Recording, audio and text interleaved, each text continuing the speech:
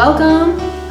We are here at the Fermentation Show and Tell, the French Bread Food Co-op, and this event is being put on by Living Web Farms, which is an education and nonprofit research facility out in Mills River near the airport. If you're not familiar with the farm and what we do, check it out online. It's livingwebfarms.org. We do year-round workshops on all aspects of sustainable living, such as fermenting and cooking, but including alternative energy and farming and gardening, livestock management, etc. And so we're here tonight just to sort of celebrate. We've had a lot of fermentation events over the last, I want to say 3-4 years, where we're teaching, folks from the farm are teaching, but there's so many people in the community like Meg and Sarah who are doing awesome things with fermented foods, and then so many people who are doing things at home. And so we thought it would be awesome to have an event where people could come, really talk about the projects that they're working on in their home kitchens, ask questions, and just have sort of multiple resources from the community who are pretty well versed in this stuff to talk through some of their products and some of the processes and techniques. So with that said, we're going to let Meg Chamberlain from Fermenti Foods start us off. Hello. Thank you everybody for coming this afternoon. I'm very excited to be here. I love fermenting and sharing my love of fermenting with you and with the audience. Today I'm here to specifically talk about brined ferments, which is a little different than your traditional kraut or kimchi, which is a self-brined ferment. So when you do a brined ferment, like pickles or beets with ginger, asparagus, cherry tomatoes, okra, it really is an endless number of vegetables that you can use. But when you approach it with the brined method, it opens up your capacity to ferment at home, and it takes it to a new level. So to do a brine, to do a basic brine, I would suggest getting, until you know your water source and your salt source is a little bit more consistently, I would recommend starting with a brine that is like a distilled water. Berkey filter for water is helpful, but I would not trust Brita, and please do not use city water. Your ferments will not ferment because of the chlorine. So when you use your distilled water, you can use a quart jar. Here we go. Look, a kit. Yeah, a kit. So you have your quart of, and you're going to put your distilled water up to the shoulder. And to make your starter brine, until you learn how much salt you like in your ferments and you get more skilled and do more experimentation in your home, because this is science, you're going to want to start with 2.5 tablespoons of either fine sea salt, or I would also recommend canning salt, just until you get used to salts. And because sometimes with Himalayan pink salt, your brine can get cloudy, and until you fully are comfortable with what you're doing, keep your variables down, keep it simple. So distilled water, canning or sea salt, 2.5 tablespoons. You mix your brine until it is fully diluted, and then you take a second quart, that is your kit, and you take your cherry tomatoes or your okra or your pickles. I would recommend to pierce the items if they are not cut in any way, like especially cherry tomatoes. You want to pierce that skin so the brine can penetrate through, because you don't want situations like added variables that might create undesired effects. So let's have you put your vegetable matter in your quart jar. You take your brine and you pour just enough till it gets over to the shoulder. You'll have extra. Throw it away, don't worry about it. Then you can work with your kit or your home vessel. I know Sarah has a lot of great vessels you can use. Then put a weight down to keep the vegetable matter underneath the brine. Because much like with self-brining, krauts and kimchis, if that brine goes below the vegetable matter, you expose yourself to things like mold, contaminants, oxidization. You get undesired results. So you want to weigh that down. I like my kitchen gadgets, so I like airlocks. If you're familiar with Sandor Katz's book and his notoriety, you know that you can just shove it back down in the jar and burp it once a day. This is a very interface-friendly and user-friendly technique to preserve food without refrigeration, freezing, or dehydrating. For like cherry tomatoes, for example, I would do 2 to 3 days. Cherry tomatoes and tomatoes in particular tend to go boozy if you let them ferment too long, meaning undesired alcohols will be present in your ferment. So they're quick, short ferments. When it's done, you remove your top, your lid, your airlock if used, remove your weight, put a solid lid on, and throw it in the fridge, and you're done.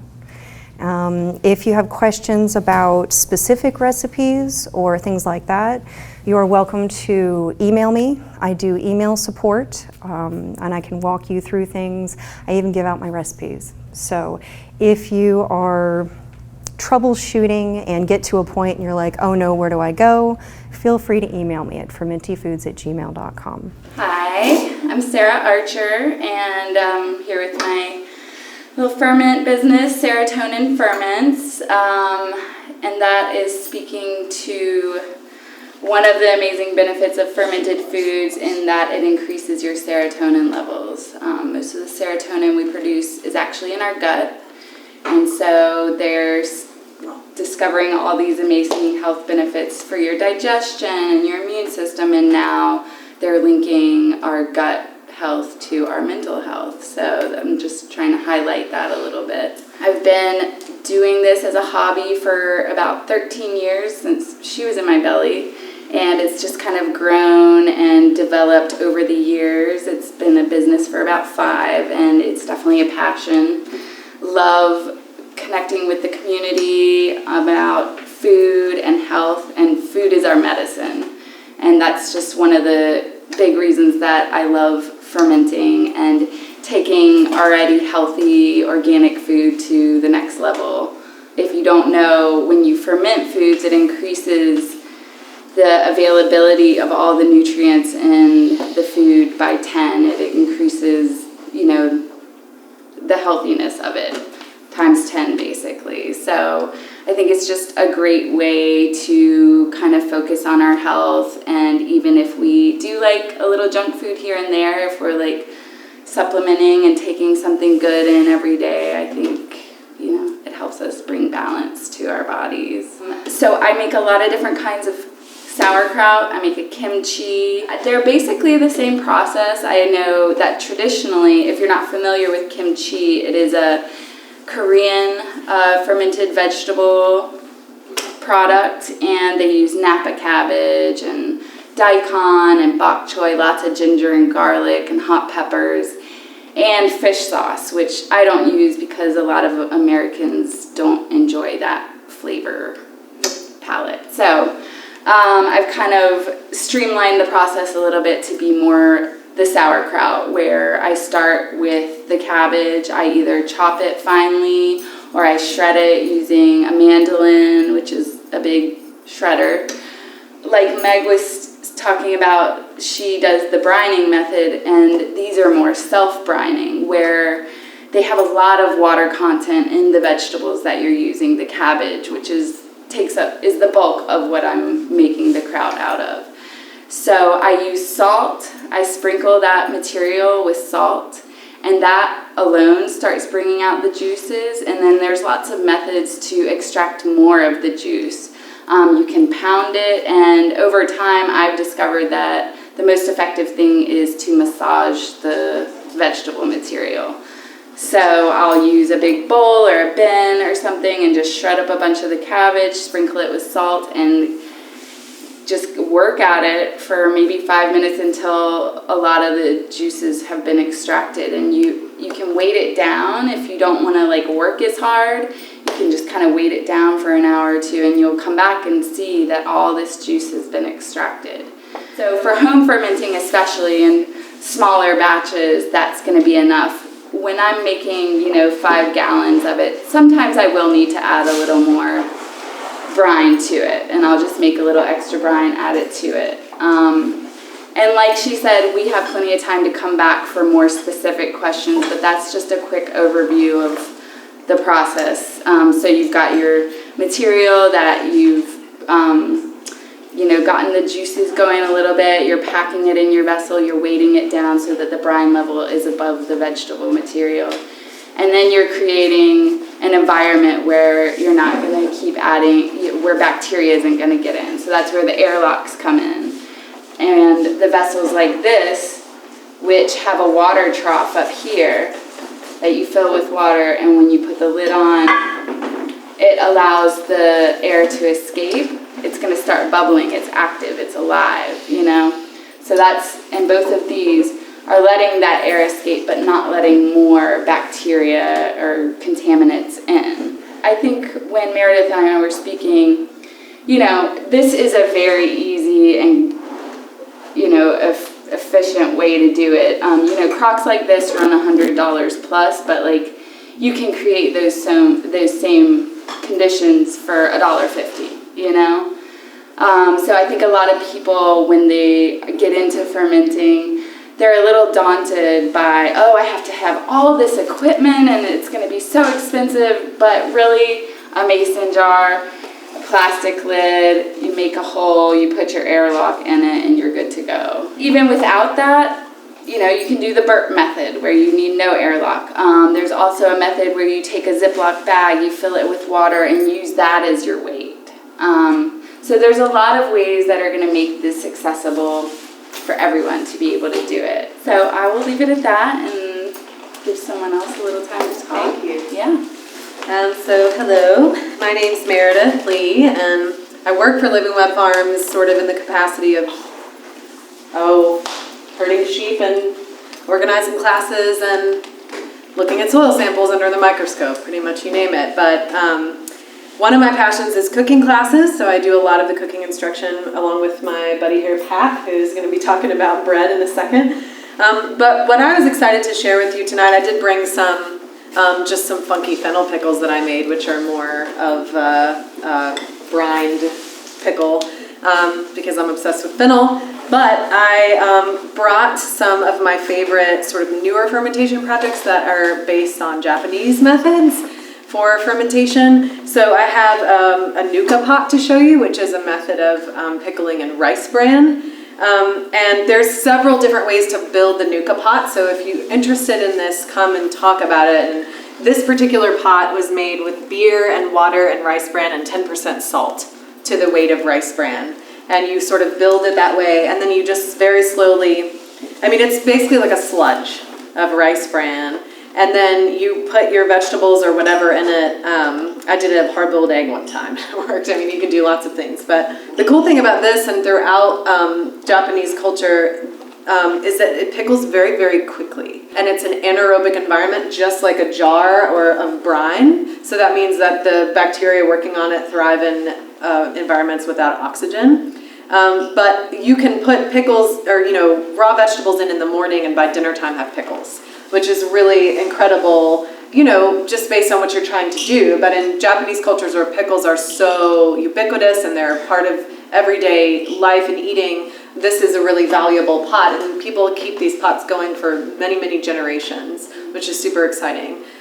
This particular pot, I nuka, I just call it nuka-ing, which is probably not correct, but I did a bunch of beets and then I dehydrated them in the food dehydrator. And I served them at a festival I was at last weekend, so the nuka itself has turned pink. So everything I put in this pot turns pink. So I brought some samples for you guys to try. There's some onions that I did and carrots, and in it right now I have asparagus that I put in at about noon, and we can pull some out and rinse them and see if they worked. So if you're interested in that, come see me. The other thing I'm excited to talk about is Koji, which is it's an aerobic mold, so it's just like any surface mold that grows on your bread or your orange peels. It thrives in oxygen-rich, very high humidity, high temperature environments. But this is the mold, and this is it right here.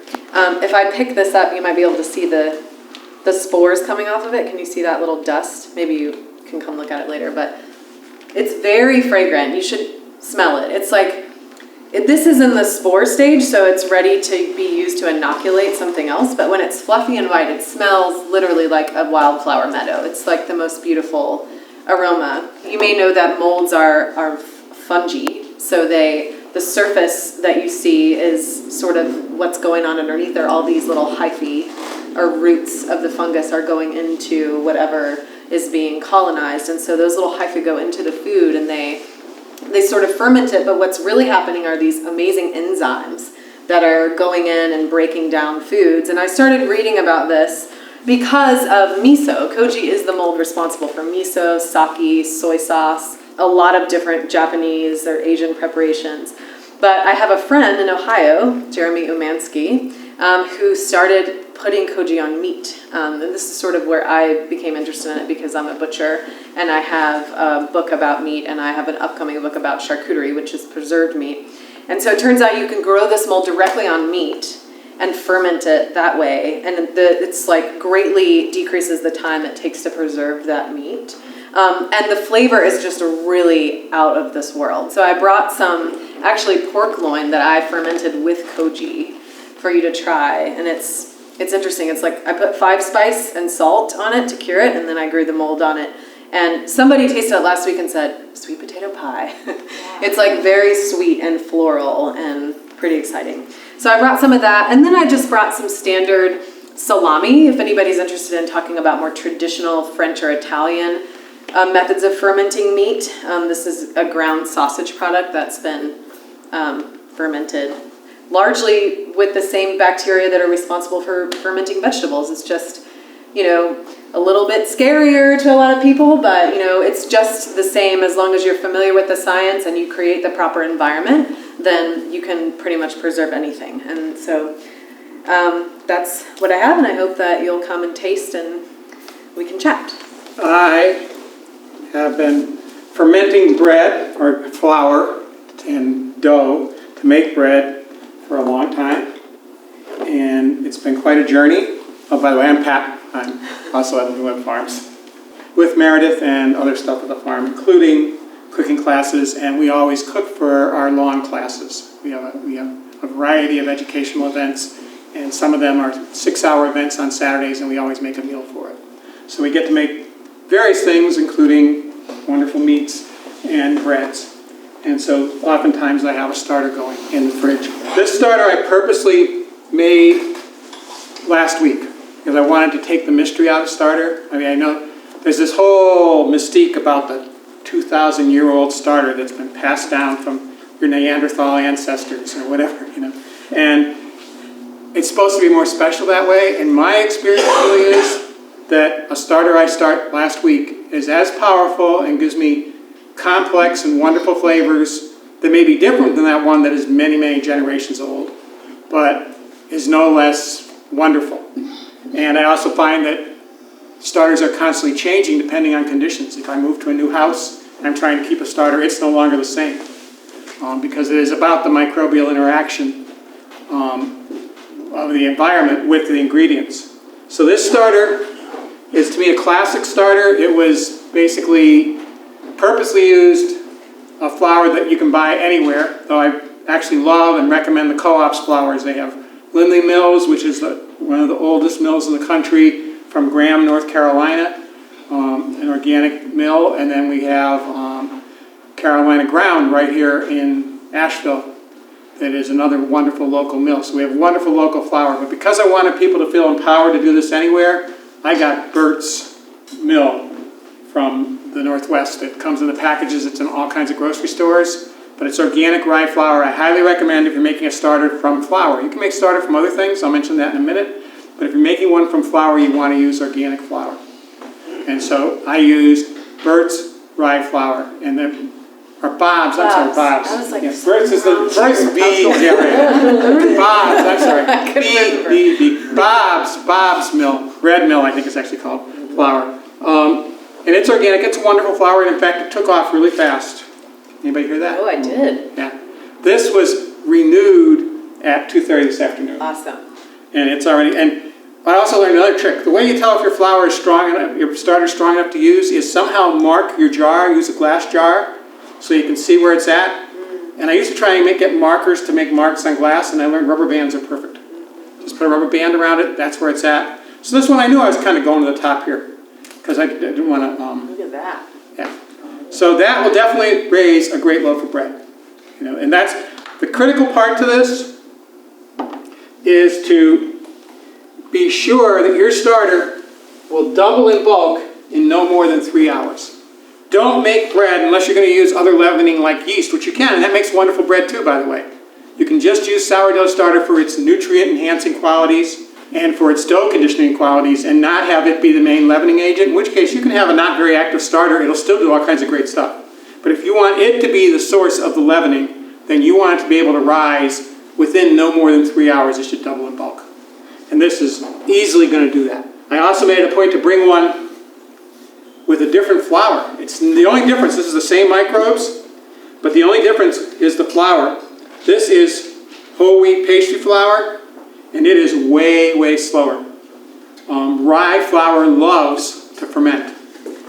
And spelt flour also. They're the two best flours for making a starter.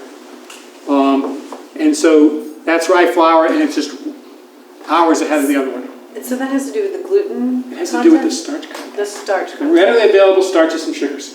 No. If Yep. you get to where the gluten's being Food for the developed, microbes, yeah. if you get to where the gluten is being eaten, which will happen, don't use that starter because your bread's going to be flat. Yeah, that makes sense. It's going to eat all the gluten up. The whole trick to making a powerful starter is to get it so that you're basically building up large quantities of starch-eating microbes. You don't want protein eaters. So one other trick, which I didn't do, I didn't have to because this rye was so wonderful anyways, but one trick you can do is to save your pasta and potato water and use it as the water for your starter. You just raise the number of starches and they don't get to ever eating the protein. That's the key piece. You don't want it to get to eating the protein. Another thing you can do to be sure that you don't get it to where it eats the protein is make a solid starter. And this actually, once again, it's all rye. I renewed this at 2:45. It was even later in the day. And I expected it to still be a ball. So what I was making it for, I'm hoping to actually make it tonight, is one of my favorite baguette recipes, which wants a solid ball of starter dough that's the size of a large orange. And this was a shape and size of an orange, and I thought it would be by the time I got here, but it's going very fast, which is great. And by the way, I'm prepared to give people some to take home if you want to take some home. This stuff here will be pretty easy to carry home. But I really don't want to disempower you because all you need to do is get good flour, add water, stir it really well, keep it in a glass jar, and when you see the first bubbles showing up on the bottom of the jar, feed it again. And the other key piece to know to making a great starter is to keep it young, keep it fed. Don't let it get old to where it's going to start developing those protein-eating microbes. So a mistake that I think people make all the time is they go ahead and make cups of starter at a time, even if they're not baking. And the end result is you have to then create a chain letter to get rid of your starter. Or make lots of sourdough pancakes because you have tons and tons of not very strong starter because you have to build it to strength. So I recommend that you start with like maybe 5 tablespoons of flour to 3 tablespoons of water. And stir that up, and when it gets active, then add the same amount again. And if you do that until you have enough to bake with, it'll probably be doubling in no more than 2 or 3 hours. And then you're ready to go. And then if you put it back in the fridge, feed it when you put it before you put it back in the fridge. Put it back in the fridge right after you feed it so that it has no chance of getting old, right? It's cold, it's going to go slowly, it's not going to eat up all those starches before you're ready to use it again. Take it out at least a day before you're going to use it. Only take some of it and start another batch with just that small amount. Another way, I gave you tablespoons, another way to do it is 1/3 of a cup of flour to 1/4 cup of water. But a small amount, right? And then as that starts to get bubbles, then feed it. If you can feed it 3 times a day, it's going to be a strong starter. If you can feed it 5 times a day, it's going to be a stronger starter. And if it's not getting going, if it's just sitting there and you don't see any bubbles, stir it every once in a while. I'll be moving those guys around so they get, they're not very active at that stage. They're getting to the starches, and they just get it. That's a good way to get them going. As soon as you see bubbles, start feeding it, and then it's on its way. So basically, the yeast is inherent in the flour? It's not just yeast. It's also lactobacillus. It's a whole complex of life that will leaven the dough. But lactobacillus is a big part of it, but it is also yeast. Yeah, they're everywhere. I mean, there's a wonderful book that is specifically an old-timey book about sourdough starters for pastries. Oh, wow. And one of the recipes uses peach leaf for its source of microbes. And I've used all kinds of things. Grapes, of course, are a no-brainer. They'll work perfectly. They get active really fast. But any fruit is going to have great stuff on it. persimmons, wild persimmons, you can smell the yeast on those things. And they will just kick into gear like incredibly fast to make these wonderful golden loaves. And so it's kind of fun. Elaine Ingham, a hero of ours, a soil ecologist, she says every time she wants to bake bread, she goes out in the garden and gets a different thing to make it started with, just to see what the differences are. Because there's all kinds of different complexes of life that is doing many things in those leaves. It's not really there for us to ferment bread, probably, but it probably has evolved that's why we got into all this other fermentation, because the life is right there. Yeah. You don't need inoculums. There's also, there's research showing that some of the way, like this mold specifically, Aspergillus oryzae, its close relatives are toxic. But the reason it does not produce an aflatoxin the way its cousins do is because humans have used it over time for food, enhancement or preservation. Or that's at least the hypothesis. I'm not sure if it's proven. But like you said, it's like we're co-evolving. Absolutely. And the cool thing about all this, I hope I'm not interrupting too much. Let's do it, yeah. The cool thing about Absolutely, this is like in nature you will never find microorganisms existing in isolation. So like a packet of yeast or a strain of starter, that's a human created thing. Microbes exist in consortia. And so the powerful thing about doing all of this is that you're bringing sort of a more natural angle to the foods that you're eating that's more closely mimicking your internal ecosystem, right? Instead of supporting big pharma and buying single strain bacteria or yeast or whatever in order to make food. Well, and indeed, the way the history of baking went was it used to be that there wasn't yeast. Right. And so everybody had to keep this. The thicker one would be called a chef, but in France, in the cooler areas, it'd sit in a drawer in the table.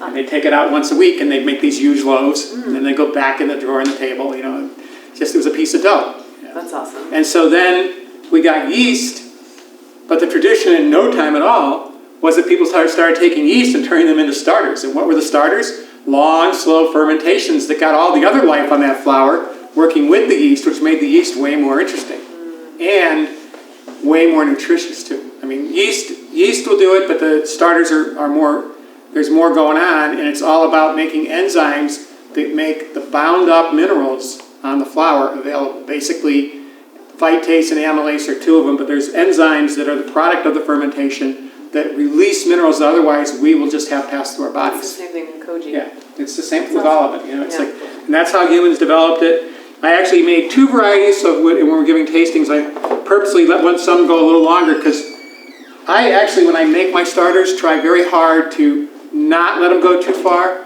so that I don't have to have them be sour. And this one, it's brand new to me. I think that you'll get the slightest tang from the first ones I made, but I did a trial one and tasted it, thought, ooh, not strong enough. So I left some dough out longer, and that one should be a little more sour. So when we get to doing tastings, I'll have that for you. So at this point, we're ready to just get questions from you guys, look at some of the projects you've brought, and if you feel inspired to share some of your own projects or ask questions, and of course come up and have a sample or two or more. Now's the time.